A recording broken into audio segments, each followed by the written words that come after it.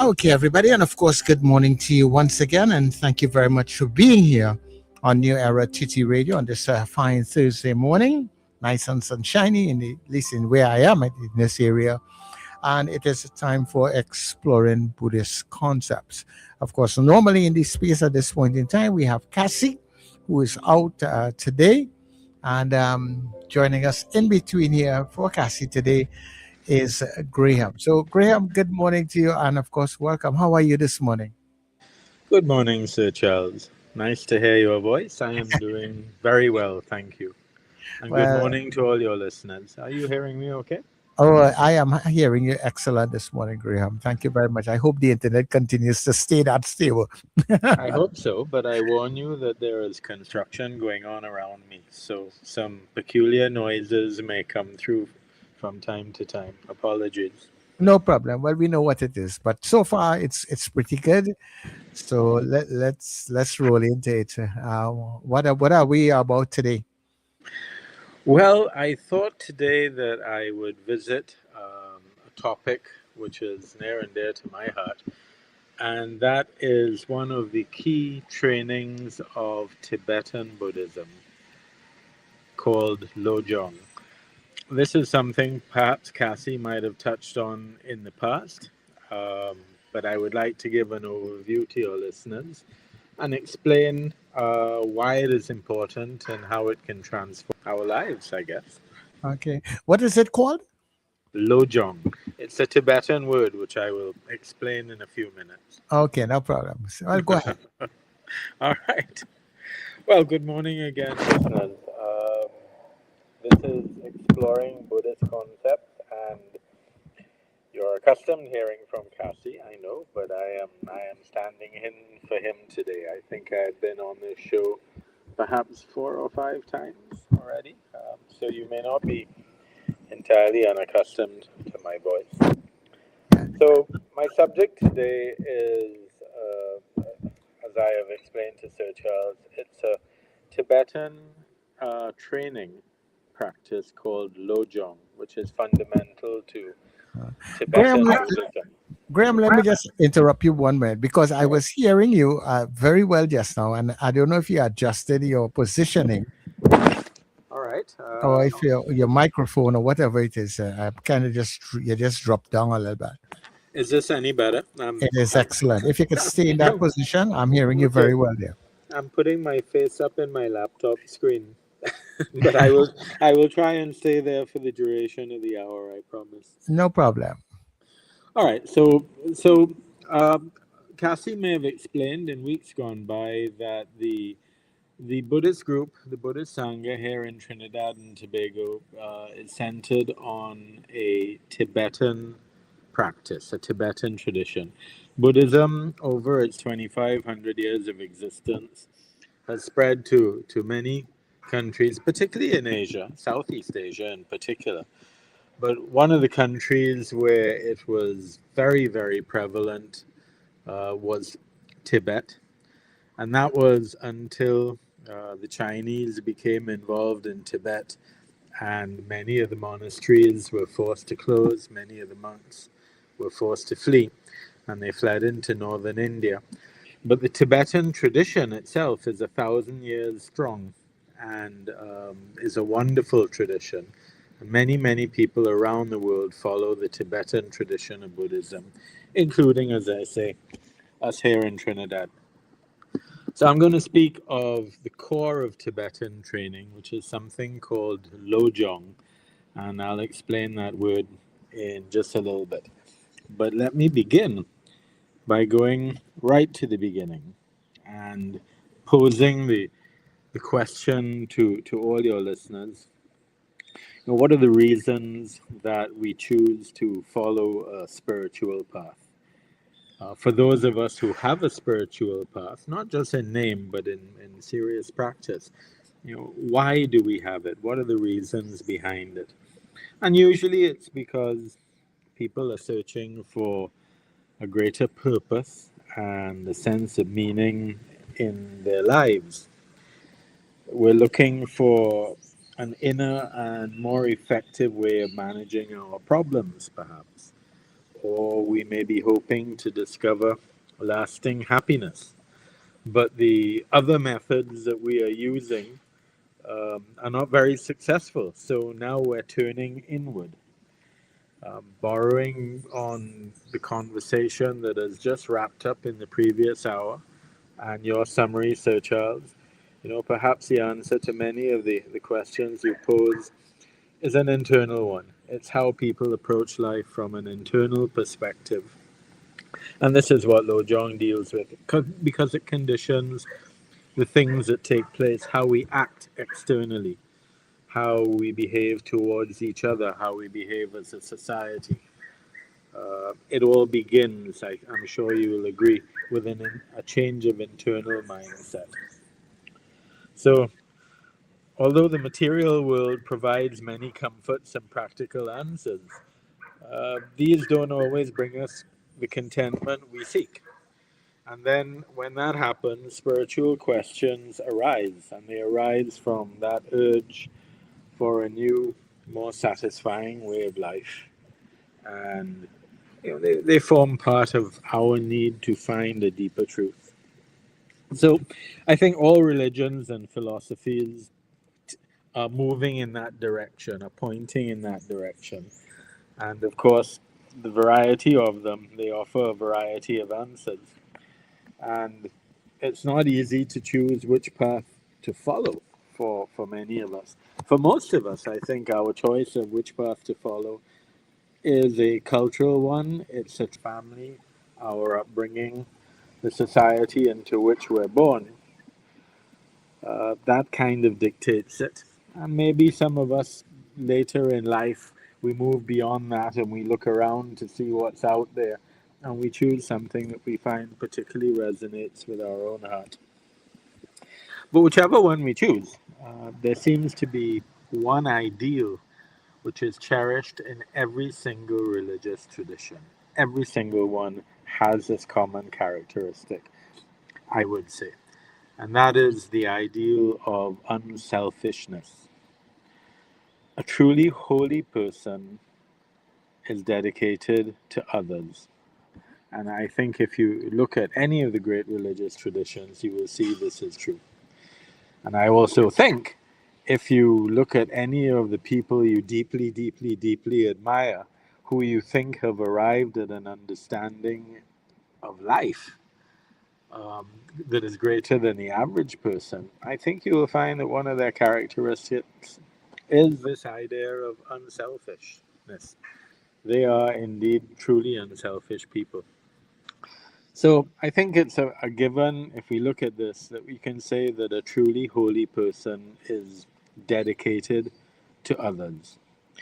And that is not to suggest that we should go off and become saints and give up everything we have, but it does make it clear that kindness and generosity are creative and inspiring spiritual resources, and that no matter which path we opt to take in life, um, being a giving person, being unselfish, being altruistic, to use a long word, leads to real spiritual fulfillment. And that brings us now back to the Tibetan Buddhist tradition that I am introducing to you here. It's called Lojong, and in Tibetan, Lo means mind, and Jong means training. So putting it together, Lojong means mind training, and that is the English translation. And this training is regarded as the most important single tradition in Buddhism. Well, from a Tibetan tradition anyway, because this is a uniquely Tibetan thing.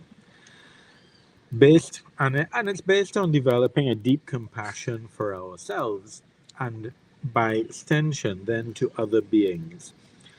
And Lojong gives us a method of learning how to get there, how to be less self-centered, how to be less selfish, how to be more considerate of others. So it's a training method. I'm not going to get into the specific method today.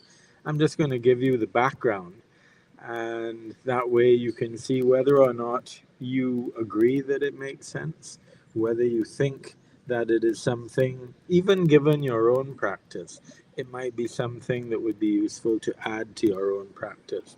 And then future talks we can develop how this is done. Cassie may have spoken about methods such as Tonglen before. Or we can, or you can always look it up on the internet and find out a great deal about it. I'm just providing background here. So, Lojong gives us that simple method of learning how to be less self centered, how to be less egotistic, how to be less selfish. And what we find when we embrace a practice like this, and it's a paradox in a way, that the compassion that we generate through the practice, it eases the distress that we find around us because that's what it's for, but at the same time it also heals our own unhappiness. And that's where the paradox arises. The deeper our concern for other people's suffering and the stronger our wish to help them, the less we suffer ourselves. And this is something I can say that even a little bit of practice will show you to be absolutely true. So, Lojong is not simply a mental exercise or a new intellectual approach to dealing with life's problems or our usual pattern. It's a radical change in that pattern of thinking. The instructions for Lojong are plain and straightforward, so that makes it a practice for ordinary life. There's no complexity or formality involved.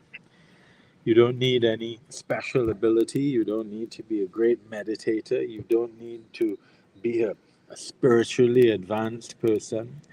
It is something that we can all take on. And essentially, it consists of a number of short sayings, what we call slogans. And by studying these slogans and reflecting on the meaning of them, we learn to change our worldview and how we interact with other beings. They're not exclusive to Buddhism, although Buddhism does a very nice job of putting them all together. But they are universal and they go beyond any religion whatsoever. The attitude to life that we carry around with us, it matters. And the Lojong training really works on that attitude by changing how we see things. When we're in a more positive state of mind, unfortunate experiences are met differently and they're handled differently. And they are much easier to take on. They can't defeat us. When we are in that positive state of mind, we develop confidence, we develop an inner strength to face these challenges of life. And rather than pushing away the negative and disturbing things, we do the opposite. We accept them. I wouldn't say we welcome them in, although I think the traditional Buddhist approach is to say we welcome them in. It's really very difficult to welcome hardship and suffering, but we do accept them. And when we accept them, that turns the problem into a possibility. So it's not what happens to us in life, it's how we meet it, how we react, how we respond to it. And the satisfaction that we get of doing work against the suffering, of meeting it in a positive way, of working for the alleviation of suffering for everyone, makes it almost a guarantee that our lives will be more rewarding and worthwhile. It's that paradox again. The more we seek to help others, is the more the quality of our own life changes and becomes much brighter. And I think everybody knows this to be true intrinsically. And all of us have that bit of altruistic compassion towards others to some extent. And I think we're all very familiar with the feeling that we get when we've helped out people, when we've given of ourselves, whether we've done something for them that makes their life easier. We all instinctively know how this feels. But Lojong goes beyond this with another clear goal. I can state it as the fact that we are learning this practice not just to be unselfish for the sake of it, but at the same time, we're also confronting our own ego, which is the source, ultimately, of so much of the pain and suffering that we experience. And when we confront an ego, when we confront our own ego, we start to understand how it works. We start to understand the demands that it makes of us, and we start to understand how uncomfortable it can make our own lives and how much suffering it can bring us. And that is where the magic of the Lojong training really starts to unfold. The Buddha himself, and he always advised throughout his years of training that we should never take any of the things that we are told on pure faith or on doctrine or on just blind belief. But everything that we hear, we should put it to the test and discover for ourselves whether it's true. Like when you carry some secondhand jewelry into the jewelers and you say, I have this wonderful thing, give me some money for it. Well, the first thing the jeweler is going to do is say, well, before I accept what you say, I'm going to have a look at this thing that you brought and I'm going to test it with all the ways I have of testing it to discover its real worth. And that is kind of how it should work with the trainings, the spiritual trainings that you might be offered, whether Buddhist training or any other kind of training or any other kind of advice in life. Your own intelligence, your own insight to consider what you've been given and decide whether or not it makes sense. And if it does, then you put it into practice and discover whether or not it does actually work out as people have told you that it will. So that is what should be applied to any advice you receive for any kind of training. Then, then you will find, I think, certainly with this practice, that the more you put it into practice, the more useful you will recognize it to be. And that has a lot to do with the things we as all human beings search for most in this world, no matter how we like to phrase it, and that is basic happiness.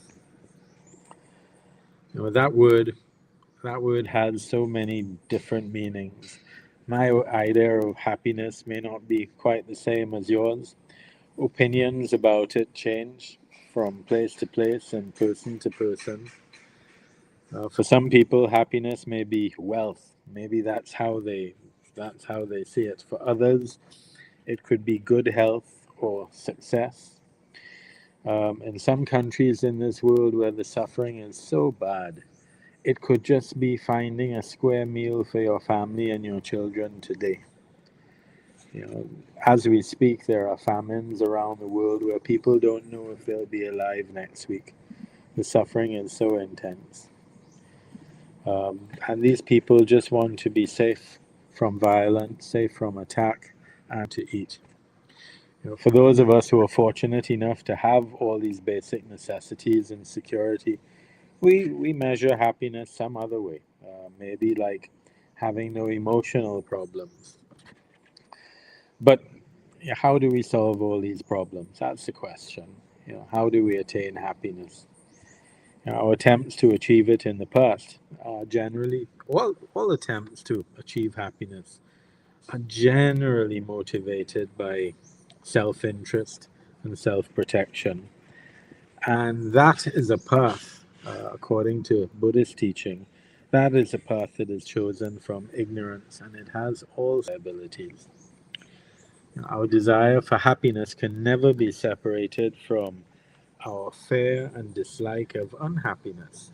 So the compulsive search for pleasure always includes another search to avoid any kind of pain or discomfort. When we say, I want to be happy, when you think about it, we're also saying at the same time, I do not want to be unhappy. So everybody is like this. We are, as at the same time, we are running towards all the good things, running after good things. We're running away from bad things, from unpleasant things. And that is the dilemma that we try to approach and overcome with Lojong, with mind training. Because when you look at it, you find that so much of our distress and suffering comes from the unrealistic expectations and things that our own mind produces. That desire we have, that running after things, it creates a kind of possessiveness, a grabbing on to things. Um, it could be objects, it could be money, it could be people, it could be experiences. We're trying to hold on to all of these things for gratification. And when these things satisfy us, we become attached to them. And the stronger that attachment, the tighter we hold on to them, and the more anxious we feel about what we have, and the more afraid we feel about losing them. So, whatever we care about is idealized and it has to be kept safe. I will protect it from, I don't want to lose it, so I'm going to protect it at all costs. This is how we all live to one extent or another. And the same thing with the stuff that, with the objects that make us frustrated or disappointed or unhappy. We respond with an aversion. We push it away. We reject things. And we decide that they are not for us and we will not have them in our lives. And we set off again in pursuit of a different objective, something else, something better. Yes. And this is how life can be for all of us. We spend our whole lives running towards these things we want to hold on to and running away from things that we want to push away. And both of those things, trying to grab onto stuff and trying to push other stuff away, creates negative emotions for us. And this is the root, according to our tradition, this is the root of suffering. Pride, when our expectations are met, or we feel jealousy and envy when we don't achieve what we hoped for. So it's not just objects, it's emotions as well. And actually it extends way beyond that. It goes to ideas, it goes to opinions, it goes to so many aspects of our life. We hold on to some things and we push others away. The aversion we feel, for example, when we cannot get what we want or keep what we think we need, that arouses fear. And fear is a basic element in unhappiness. The more aversion we feel, the stronger our fear. We can try to avoid things that annoy or frighten us, but I think we all recognize that they don't go away. Life is going to continue to hand them to us, whether we like it or not. That aversion, it comes from past memories. It comes from anticipation of a future that we don't like. Even if we have no worries now, we expect trouble to appear once again, and we're fearful of what lies in front of us. So these negative reactions, they tend to stay in our minds, and we're always able to bring up those hurts from the past. And there's no escape. There's no escape simply because that aversion, it's our own creation. We have made it up and we have placed it in our mind. And the more we try and eliminate this thing, is the more it makes it more relentless.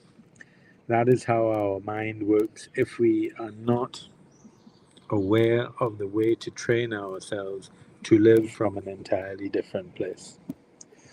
You know?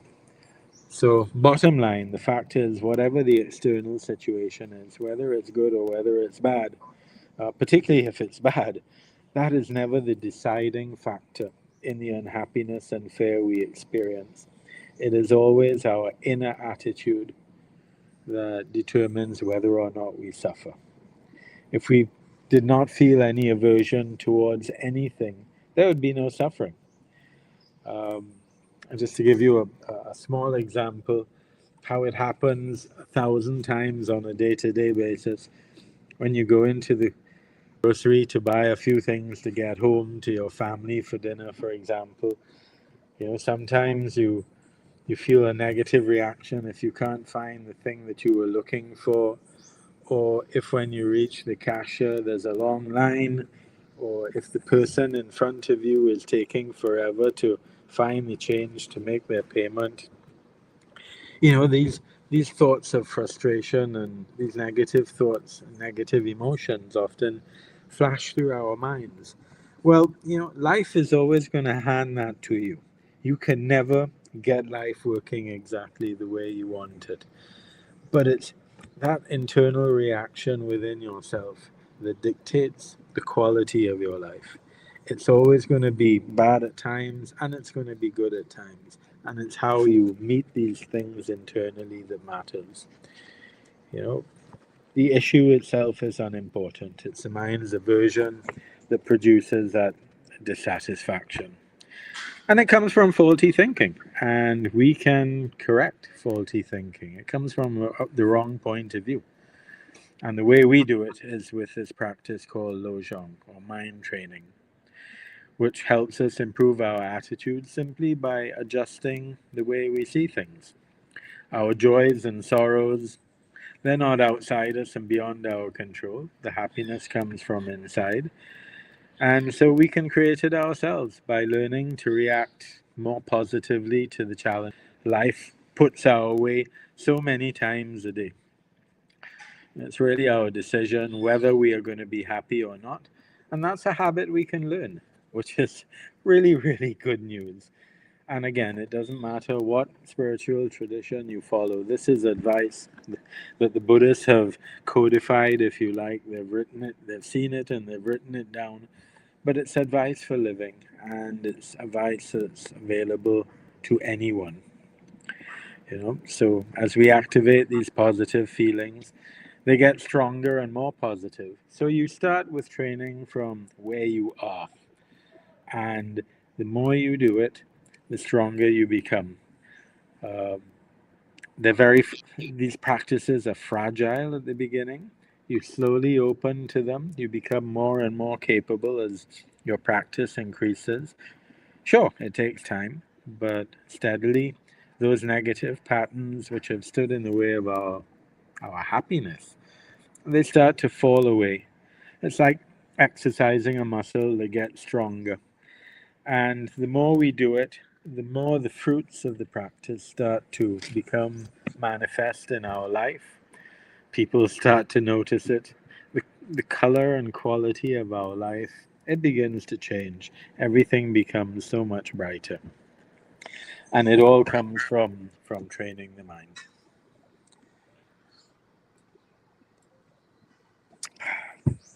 So without this mind, nothing without the mind, nothing can have any meaning, right? Mind is all important in our lives. Think about your own mind. It doesn't create and direct everything that exists, does it? But it's the only thing we have that we can use to make sense of the world. And really, that's all we have to work with, because everything comes to us through the mind. There's nothing else. So, training that mind, which is the mind that makes us suffer, or it is the mind that makes us happy, training it can move us in the happy direction and away from the suffering direction. From a Buddhist point of view, our suffering, it originates from the way we see life. It's what we call ordinary, unenlightened mind, and it has limitations. Because we don't fully understand how life really works, we misunderstand our true nature, and we misunderstand the way that things really are. And we get confused and agitated because we're unable to control our minds. We don't understand ourselves, and often we have no control over our emotions. And the Lojong training helps us bring our mind under control. And we need this because we're so dominated by thoughts that run through our head helter skelter. We're so dominated by the illusions that we have because of our mental conditioning. We're so dominated by a way of seeing life that reflects the conditioning that we've acquired over many years. We're no longer open to how things really are. And deep down inside, for example, we know we shouldn't get angry or jealous or depressed. No one who feels these emotions enjoys them. But yet, still, most of us allow these emotions to overwhelm us from time to time.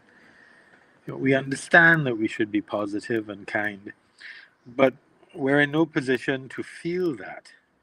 If our mind is not under our control, our mind's going to do what we want, what what it wants to do, and not what we want to do. Because that ordinary mind is kind of limited and insecure. We haven't really seen the truth of the way things are, and we're inhibited from going beyond that narrow, familiar way of seeing things into anything bigger.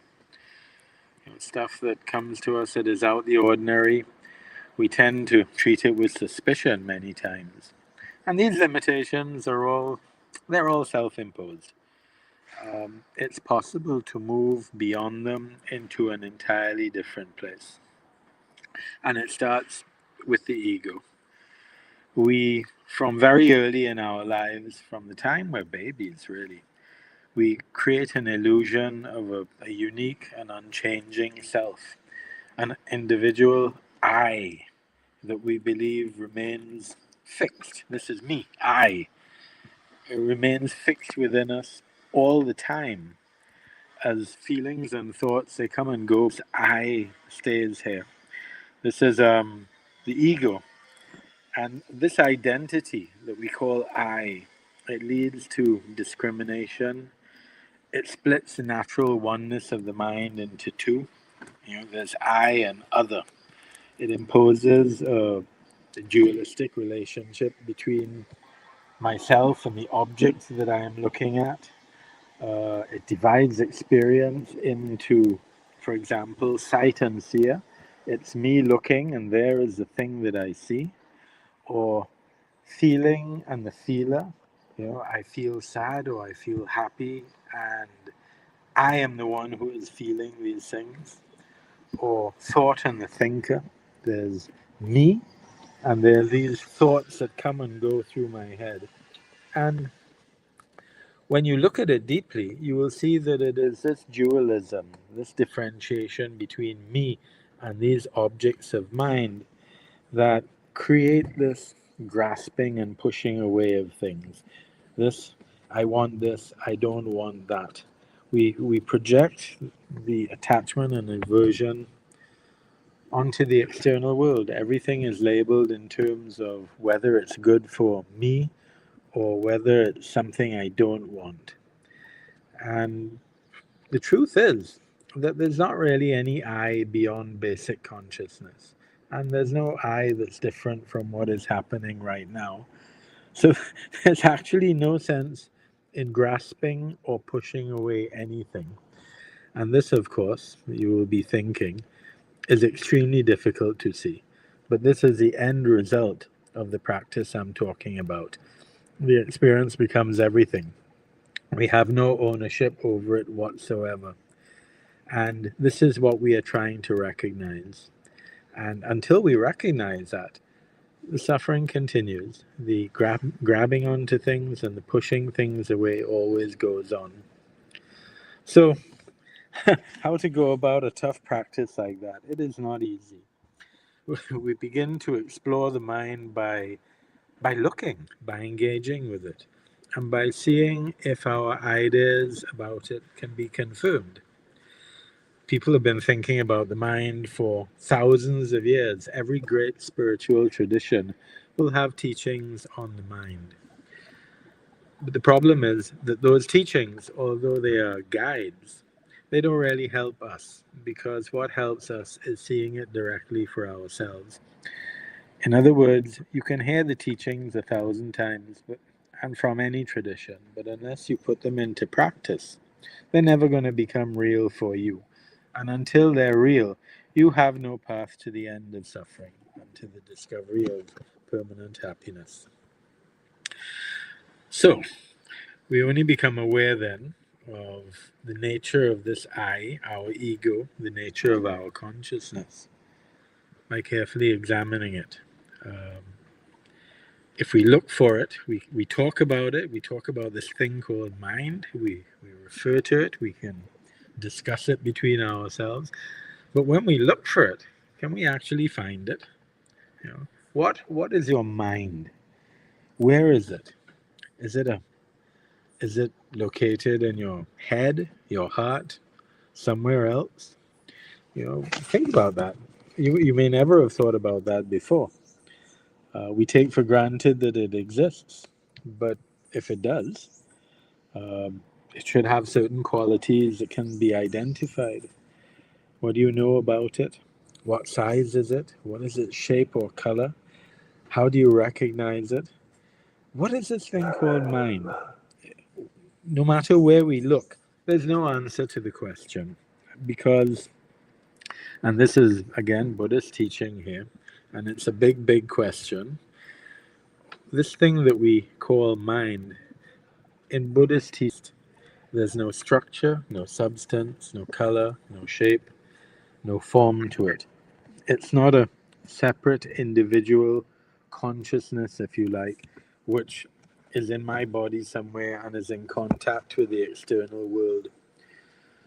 From a Buddhist standpoint, it's actually a momentary, moment by moment awareness activated when an object outside of us attracts one of or more of our senses. And that creates a stimulus. For example, the eye, it senses a form, and then we have this thing called sight consciousness, and our mind operates a sound, it strikes the air, and our hearing is activated.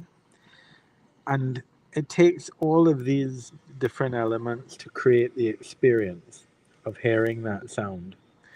But we mistake that continuous mental activity for what we call mind. And that leads to this thing we call ego. But it's actually just a stream of temporary consciousnesses.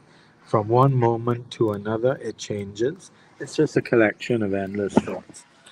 And I know this may be a very tough thing to swallow. And on hearing it for the first time, it always is.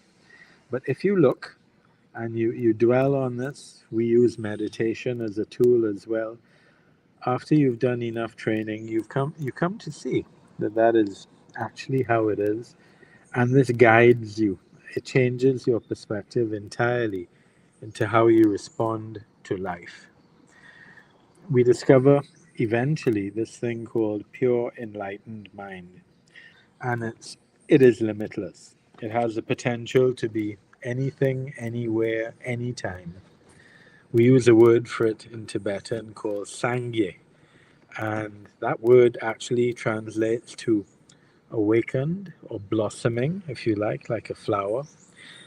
What awakens and grows within us is not a new or different intelligence, or it's not something we have never known before, but instead it's a realization of what we already know, what we call our true nature. And that mind is identical to the Buddha's enlightened mind. We're no different. He and many others after him, they escaped from ignorance and suffering by penetrating through to see this enlightened mind. And they discovered that it had been there all along. And Buddhist teaching tells us it is within us. It's something we have to uncover through practice, but it's not something that we gain from the outside.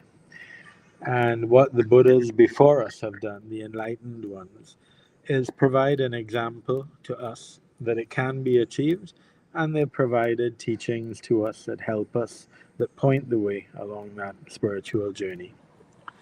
So, to summarize that, we only discover the true nature of the mind by watching it honestly and deliberately. There's no other way to do it. And we find out about the mind by being mindful, by seeing what is going on within us.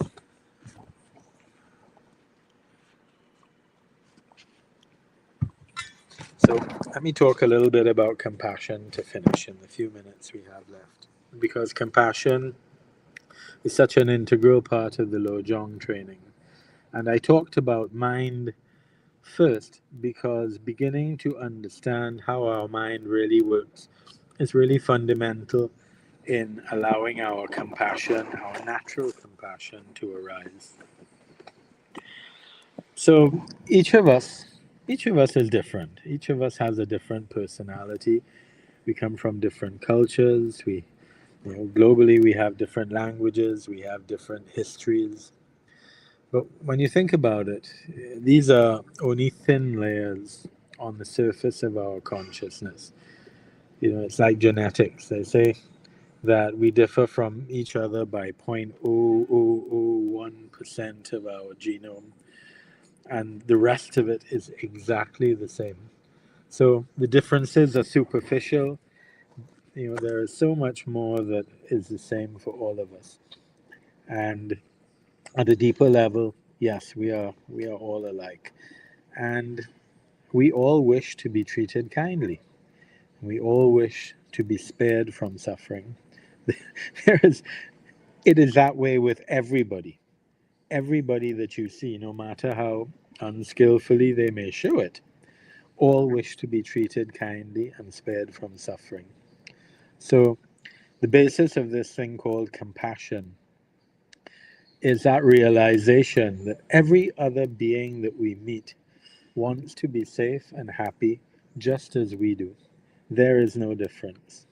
They have the same fears, they have the same sorrows, they are also suffering from bad stuff in their life, from unfavorable conditions, and benefit from our help. And when we really, really grasp that everyone we meet is suffering in one form or another, then when we really understand it, the misfortune of every other being becomes something we can see. And it becomes, in a way, important, and in a way, it troubles us because this is something that we understand we are striving for. We recognize they are striving for it as well, and that they are not where they want to be in life. It's that way for everyone. So, with our training, we develop an aspiration to do something to help, and that is the essence of compassion. So, in Buddhism, our concern for all sentient beings, not just human beings, animals, and so on, is it's also based on the conviction that, and this is getting technical here, that these sentient beings have been subject to many, many rounds of rebirth, trying to understand the way things are, trying to recognize their true consciousness, their true beings, and trying to reach that place of unending happiness, trying to reach enlightenment. So, all through these rebirths, everyone we meet has has made sacrifices to us, has nurtured and protected us and other beings, and in past lives, their devotion was helpful in our own in relieving our own suffering. I know that sounds a little far out and technical, but that is part of the Buddhist teaching. And we use that previous devotion to give us a powerful sense of gratitude and a determination to help in any way we can, to repay them, if you like. So the compassion we cultivate in Lojong training, it has immediate results. It has far-reaching results. It goes on for a long time, and it has really, really positive results. It purifies all the negativity we may be carrying in our hearts, and it helps purify the negativity in other people's hearts as well. Helping people, it may seem like an impossible. Helping all people may seem impossible, and it is impossible at first. But as our compassion grows, as we begin to practice the Lojong, it progressively influences our outward behavior, and it brings huge advantages to us and to others. As I started off by saying, one of the paradoxes of this training is that you will discover the extent to how helping other people actually helps yourself. How trying to bring happiness to other people and to relieve their suffering brings happiness to oneself and relieves one's own suffering. It is just the way this thing works, and it's wonderful to see in practice.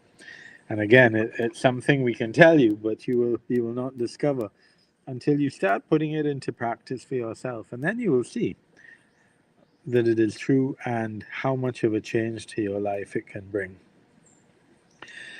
One of the reasons is that acknowledging the suffering of other people in a broad way, it can't help but reduce our own pride, our own egotism.